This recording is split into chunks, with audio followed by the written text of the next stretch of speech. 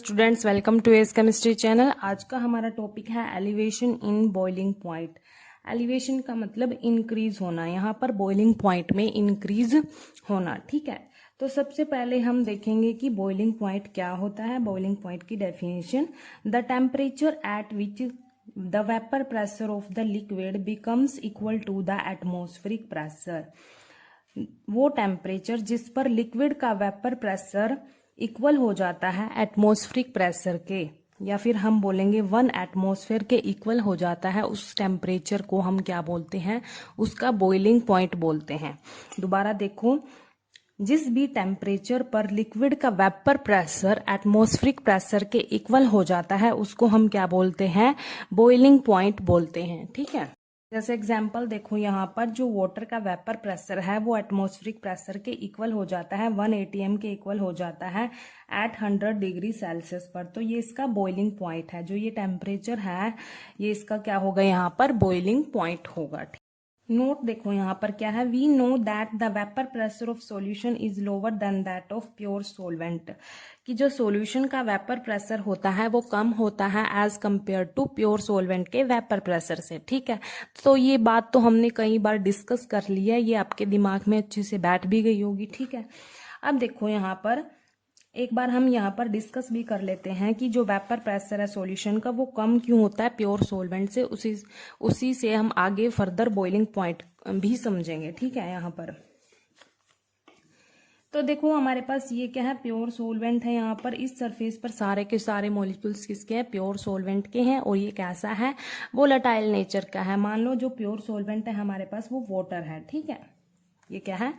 Water ले लिया हमने, मान लो। ठीक है, अब यहाँ पर इस सरफेस पर सारे के सारे मॉलिक्यूल्स प्योर सॉल्वेंट के हैं, तो यहाँ पर सारे ही वोलेटाइल नेचर के हैं, तो बहुत सारे वेपर्स बनेंगे यहाँ पर। इन वेपर्स की वजह से वेपर प्रेशर भी क्रिएट होगा यहाँ पर। ठीक है, मतलब बहुत सारे वेपर्स बनेंगे तो वेपर प्रेशर भी ज्यादा होगा यहाँ पर। अब जैसे ही हमने क्या किया, नॉन वोलेटाइल सोल्यूट इस प्योर सॉल्वेंट में ऐड कर दिया, तो क्या बना? हमारे पास एक सॉल्यूशन बन गया। तो इस सॉल्यूशन में क्या क्या होंगे? इस सरफेस पर सॉल्वेंट के मॉलिक्यूल तो होंगे ही, साथ के साथ अब कौन से मॉलिक्यूल आ गए? नॉन वोलेटाइल सोल्यूट के मॉलिक्यूल भी आ गए यहाँ पर। मतलब आधी जगह अब इस सरफेस पर किसने ले ली? नॉन वोलेटाइल सोल्यूट के मॉलिक्यूल्स ने ले ली या फिर पार्टिकल्स ने ले ली, क्योंकि इस सरफेस पर तो सारे मॉलिक्यूल्स प्योर सॉल्वेंट के थे और वोलेटाइल नेचर के थे। यहाँ पर आधी जगह किसने ले ली? अब सोलवेंट के तो कुछ मॉलिक्यूल्स हैं यहाँ पर, लेकिन आधी जगह किसने ले ली? नॉन वोलेटाइल सोल्यूट के पार्टिकल्स ने ले ली। नॉन वोलेटाइल क्या होते हैं? जिनके वेपर्स नहीं बन सकते। ठीक है, अब वेपर्स नहीं बनेंगे इनके। अब यहाँ पर जो वेपर्स बनेंगे वो किसके बनेंगे? सिर्फ नॉन वोलेटाइल सोल्यूट के तो बनेंगे ही नहीं, ये तो वैसे ही जगह घेर के बैठे हैं। अब यहाँ पर जो वेपर्स बनेंगे वो सोलवेंट के बनेंगे, सोलवेंट मॉलिक्यूल्स के। और यहाँ पर जो सोलवेंट मॉलिक्यूल्स हैं वो तो बहुत ही कम है as compare to pure solvent. यहाँ पर मतलब जो वेपर्स बनेंगे बहुत ही कम बनेंगे। अब इन वेपर्स की वजह से जो वेपर प्रेशर क्रिएट होगा वो भी क्या होगा? बहुत ही कम होगा सॉल्यूशन में as compare to pure solvent. ठीक है, यहाँ पर तो क्योंकि सारे ही मॉलिक्यूल्स वोलेटाइल नेचर के थे इसीलिए यहाँ पर बहुत सारे वेपर्स बने और वेपर प्रेशर भी ज्यादा क्रिएट हुआ। यहाँ पर सारे मॉलिक्यूल्स सोलवेंट के नहीं थे। यहाँ पर आधे मॉलिक्यूल्स किसके थे? नॉन वोलेटाइल सोल्यूट के थे, इसीलिए यहाँ पर कम वेपर्स बने। ठीक है, कम वेपर्स बने तो कम वेपर प्रेशर क्रिएट हुआ। ये बात तो क्लियर होगी हमारी कि जो वेपर प्रेशर होता है प्योर सोलवेंट का जो वेपर प्रेशर होता है वो ज्यादा होता है एज कंपेयर टू सॉल्यूशन। तो सॉल्यूशन में वेपर प्रेशर क्या होगा? कम होगा। क्यों होगा? किसकी वजह से होगा? नॉन वोलेटाइल सोल्यूट की वजह से सॉल्यूशन में वेपर प्रेशर कम हो जाता है। तो ये बात तो हमारी क्लियर होगी। अब बात करते हैं हम बॉइलिंग पॉइंट की। किसका बॉइलिंग पॉइंट ज्यादा होगा? सॉल्यूशन का होगा या फिर प्योर सॉल्वेंट का? देखो यहाँ पर हमारे पास मान लो ये वाटर है, प्योर सोलवेंट और वोलेटाइल नेचर का है। ठीक है, जिस भी टेम्परेचर पर इस वाटर का वेपर प्रेशर एटमॉस्फेरिक प्रेशर के इक्वल हो जाता है उस टेम्परेचर को हम उसका बॉइलिंग पॉइंट बोलते हैं। ठीक है, ये वाटर है जो 100 डिग्री सेल्सियस पर बॉयल बॉइलिंग पॉइंट हो जाता है इसका। तो 100 डिग्री सेल्सियस टेम्परेचर पर इसका जो वेपर प्रेशर है एटमॉस्फेरिक प्रेशर के इक्वल हो जाता है। तो इसी को हम क्या बोलते हैं, इसका बॉइलिंग पॉइंट बोलते हैं। और ये बात हमने अभी डिस्कस की थी कि जो प्योर सोलवेंट का वेपर प्रेशर होता है वो ज़्यादा होता है एज कम्पेयर टू सॉल्यूशन के वेपर प्रेशर से। ठीक है, सॉल्यूशन का वेपर प्रेशर क्या होता है, कम होता है। अब देखो जैसे ही हमने प्योर सोलवेंट में नॉन वोलेटाइल सोल्यूट ऐड कर दिया तो क्या हुआ था, सॉल्यूशन का वेपर प्रेशर कम हो गया था, ना वेपर प्रेशर यहाँ पर कम हो गया था। अब क्या करेंगे हम, इसके वेपर प्रेशर को एटमॉस्फेरिक प्रेशर के इक्वल लाने के लिए हम क्या करेंगे, इसको हीट करेंगे। हीट देनी पड़ेगी इसको, हमें सॉल्यूशन को क्या करना पड़ेगा, हीट करना पड़ेगा, ताकि इसका जो वेपर प्रेशर है ना सॉल्यूशन का वो एटमॉस्फेरिक प्रेशर के इक्वल आ जाए। क्यों, क्योंकि पहले ही सॉल्यूशन का पहले ही क्या है, वेपर प्रेशर बहुत ही कम है as compare to pure solvent. क्यों है कम, यहाँ पर नॉन वोलेटाइल सोल्यूट के कारण यहाँ पर सॉल्यूशन का वेपर प्रेशर कम है, इसीलिए यहाँ पर हमें इसको हीट देनी पड़ेगी ताकि इसका जो वेपर प्रेशर है वो 1 एटमॉस्फेरिक प्रेशर के इक्वल आ जाए, 1 ATM के इक्वल आ जाए यहाँ पर। अब देखो खुद ही सोचो, यहाँ पर इसका वेपर प्रेशर ज़्यादा था, ठीक है, और इस टेम्परेचर पर मान लो इसका ये बॉइलिंग पॉइंट है 100 डिग्री सेल्सियस पर। अब यहाँ पर इसका वेपर प्रेशर बहुत ही कम है। वेपर प्रेशर कम है तो हमें क्या करना पड़ेगा, वेपर प्रेशर इंक्रीज करने के लिए हमें क्या करना पड़ेगा, हीट करना पड़ेगा इसको। मतलब ये जो इसका बॉइलिंग पॉइंट होगा वो बहुत ही ज़्यादा होगा, मतलब ज़्यादा टेम्परेचर पर ये बॉयल होगा, ज़्यादा टेम्परेचर पर बॉयल होगा इसके कंपैरिजन में, क्योंकि इसका वेपर प्रेशर तो ज़्यादा था, इसका कम था। ठीक है, तो इसका वेपर प्रेशर हमें इंक्रीज करने के लिए हम क्या करेंगे, इसको हीट करेंगे। ठीक है, अब देखो मान लो ये इस टेम्परेचर पर 115 डिग्री सेल्सियस टेम्परेचर पर इसका जो वेपर प्रेशर है वो एटमॉस्फेरिक प्रेशर के इक्वल आ जाता है, इस टेम्परेचर पर आ जाता है। तो ये इसका क्या होगा, बॉइलिंग पॉइंट होगा। ठीक है, यहाँ पर देखो, अब आपको दिख रहा है, यहाँ पर देखो जो प्योर सोलवेंट का बॉइलिंग पॉइंट है वो 100 डिग्री सेल्सियस है।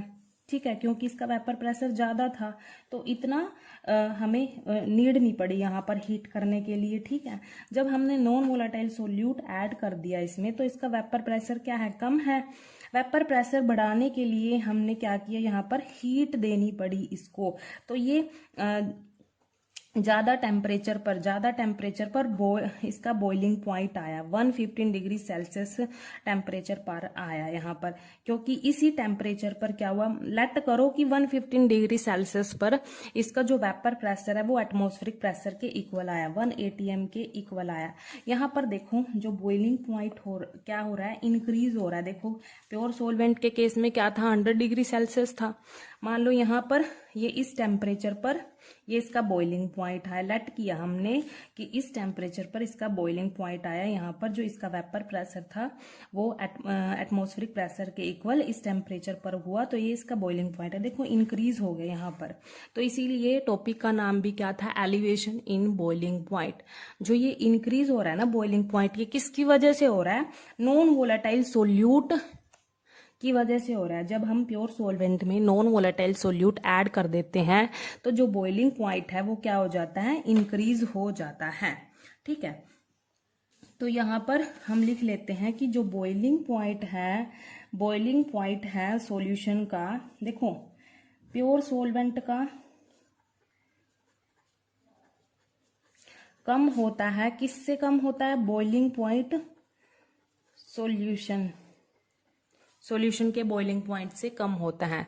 तो यहाँ पर जो बॉइलिंग पॉइंट क्या हो रहा है, नॉन वोलेटाइल सोल्यूट ऐड करने से इंक्रीज हो जाता है। किसी भी प्योर सॉल्वेंट में नॉन वोलेटाइल सोल्यूट ऐड करने से क्या होता है, सॉल्यूशन का बॉइलिंग पॉइंट इंक्रीज हो जाता है। ठीक है,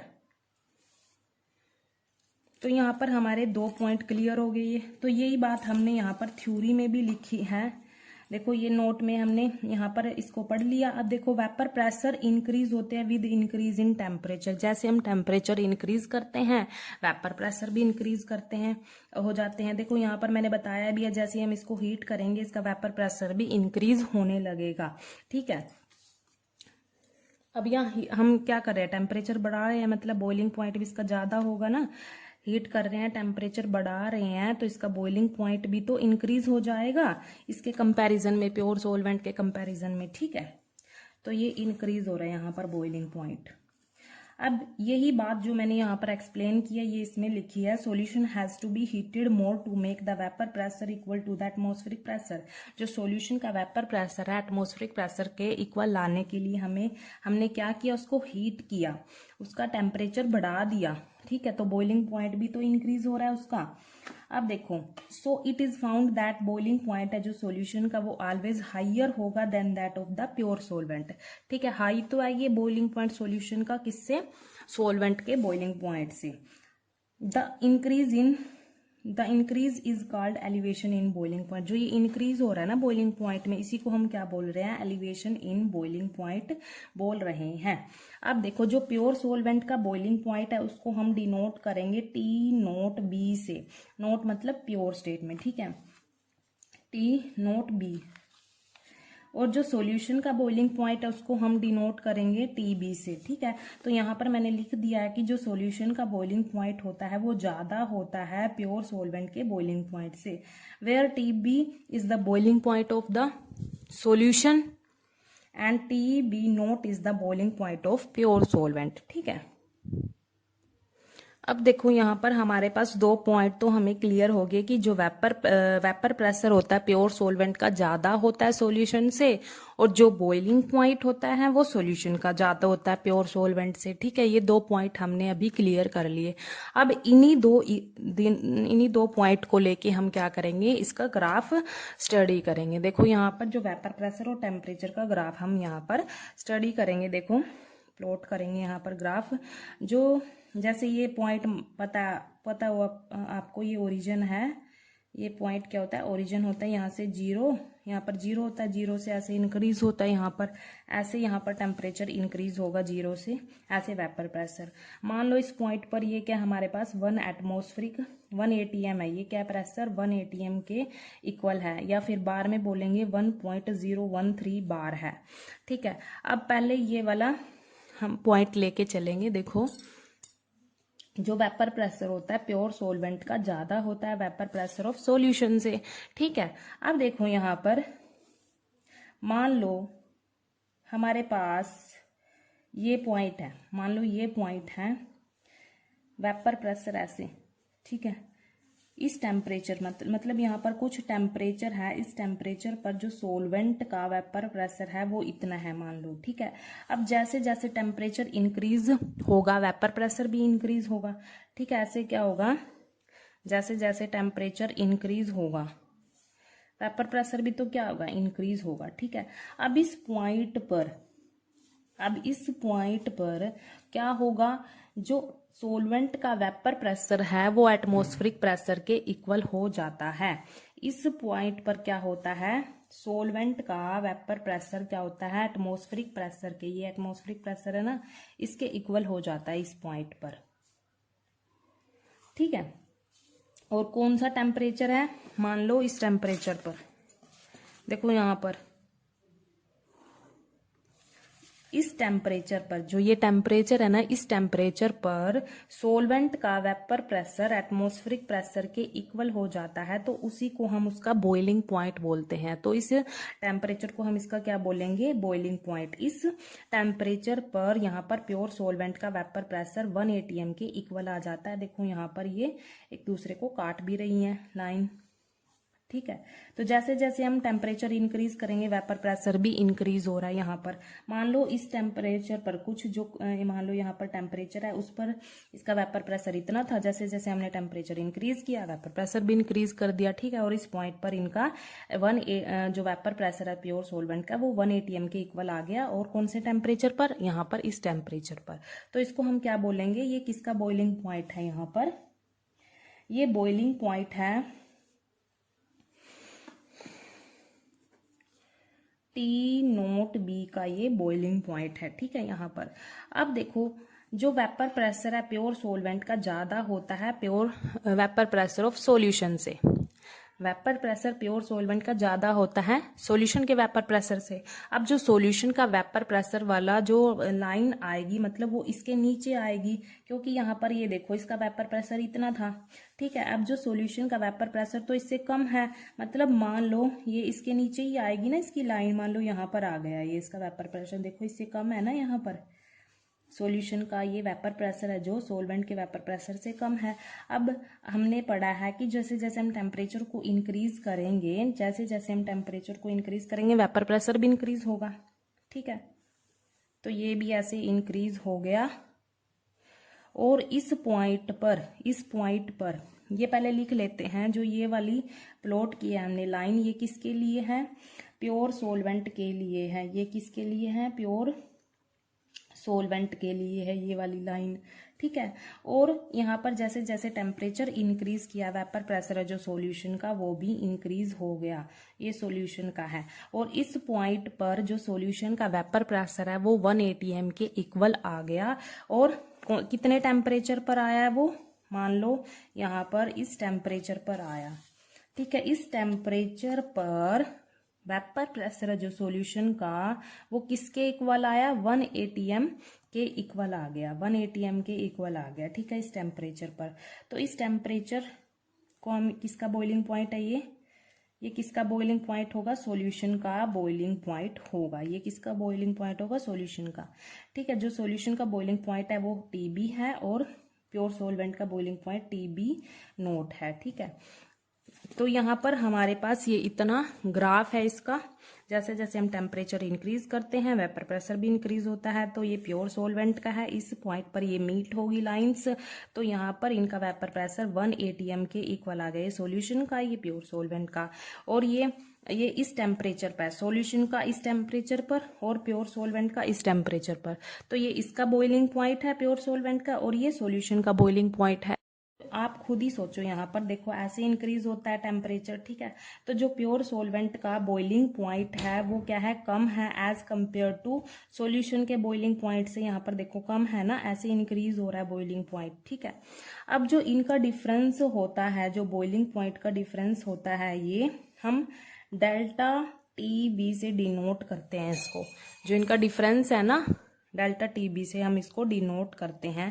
देखो यहाँ पर जो बॉइलिंग पॉइंट है वो इंक्रीज हो रहा है, इसी को हम क्या बोलते हैं? एलिवेशन इन बॉइलिंग पॉइंट बोलते हैं, ठीक है। तो ये इसका ग्राफ था। ये लाइन यहाँ से स्टार्ट होंगी, ये जो ग्राफ हो गई यहाँ से स्टार्ट होगा। ये तो मैंने आपको ऐसे ही बताया है कि वेपर प्रेशर इसका मान लो यहाँ पर इतना था इस टेम्परेचर पर, ये सॉल्यूशन का वेपर प्रेशर इस टेम्परेचर पर इतना था, ठीक है। ये तो समझाने के लिए बताया। वैसे ग्राफ यहाँ से स्टार्ट हो रहा है इसका एलिवेशन इन बॉइलिंग पॉइंट का, ये ग्राफ था इसका, ठीक है। यहाँ पर मैंने लिख भी दिया कि जो सॉल्यूशन का बॉइलिंग पॉइंट है वो प्योर सॉल्वेंट के बॉइलिंग पॉइंट से क्या होता है? ज़्यादा होता है। आपको पता है जो एलिवेशन इन बॉइलिंग पॉइंट है ये कोलिगेटिव प्रॉपर्टी है, और जो कोलिगेटिव प्रॉपर्टी होती है वो मोल्स ऑफ सोल्यूट पर डिपेंड करती है, ठीक है। सोल्यूट पर डिपेंड करती है वो, और किसी पर डिपेंड नहीं करती। तो यहाँ पर जो सीधा सीधा एलिवेशन इन बॉइलिंग पॉइंट है जो हमारे पास डेल्टा TB है वो डायरेक्टली प्रोपोर्शनल हो जाएगा concentration of solute in solution, क्योंकि जो कोलिगेटिव प्रॉपर्टी है वो किस पर डिपेंड करती है? सोल्यूट पर डिपेंड करती है, मोल्स ऑफ सोल्यूट पर डिपेंड करती है। ये किसके लिए? फॉर डाइल्यूट सॉल्यूशन के लिए, ये फॉर डाइल्यूट सॉल्यूशन के लिए है, ये फॉर डाइल्यूट सॉल्यूशन के लिए करेंगे हम। अब यहाँ पर देखो जो कंसंट्रेशन है जो सोल्यूट की वो हम किस में लेंगे? मोलालिटी में लेंगे। नंबर ऑफ मोल्स किस में होते हैं? मोलालिटी में होते हैं, ठीक है। वैसे तो मोलारिटी में भी होते हैं number of moles of solute, लेकिन हम यहाँ पर मोलालिटी लेंगे। कंसंट्रेशन क्यों लेंगे मोलालिटी? क्योंकि ये क्या होती है? टेम्परेचर पर डिपेंड नहीं करती है, इंडिपेंडेंट होती है टेम्परेचर के, ठीक है। तो यहाँ पर सीधा हमारे पास क्या आ जाएगा? जो डेल्टा TB है वो डायरेक्टली प्रोपोर्शनल हो जाएगा मोलालिटी के, मोलालिटी के डायरेक्टली प्रोपोर्शनल हो जाएगा। तो हम यहाँ से प्रोपोर्शनैलिटी का यहाँ पर साइन हटाएंगे तो क्या आएगा? Delta TB equals to KBM, M क्या यहाँ पर मोलैलिटी है, स्मॉल एम। के बी यहाँ पर क्या है, हमने प्रोपोर्शनैलिटी का साइन हटाया और यहाँ पर प्रोपोर्शनैलिटी कांस्टेंट आ गया के बी। ठीक है, तो यहाँ पर हमारे पास ये जो के बी होता है वो क्या होता है, देखो के बी क्या बोलेंगे हम इसको, बॉइलिंग पॉइंट एलिवेशन कांस्टेंट बोलेंगे, या तो बॉइलिंग पॉइंट एलिवेशन कांस्टेंट, या फिर और क्या बोलेंगे, मोलल कांस्टेंट भी बोल सकते हैं, मोलल एलिवेशन कांस्टेंट भी बोल सकते हैं। और क्या बोल सकते हैं, इबुलियोस्कोपिक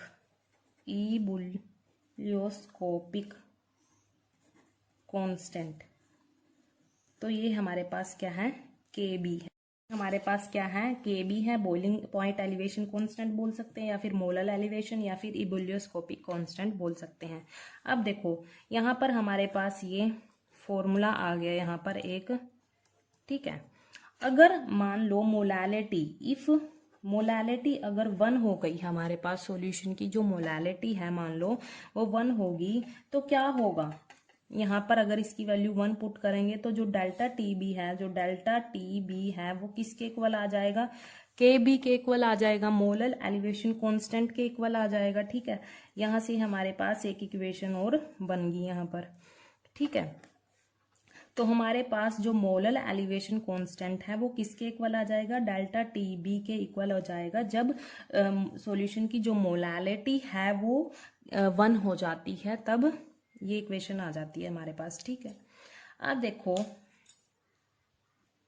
अब हम इसकी यूनिट देख लेते हैं, के बी की यूनिट्स देख लेते हैं। ठीक है, यहाँ पर जो के बी है, देखो हमारे पास यहाँ से के बी किसके इक्वल आएगा, delta T B divide by molality के इक्वल आ जाएगा यहाँ पर। अब हम इसकी यूनिट निकालेंगे, तो कैसे निकालेंगे, देखो जो मोलैलिटी होता है वो क्या होता है, molality number of moles of solute, number of moles of solute divide में मास ऑफ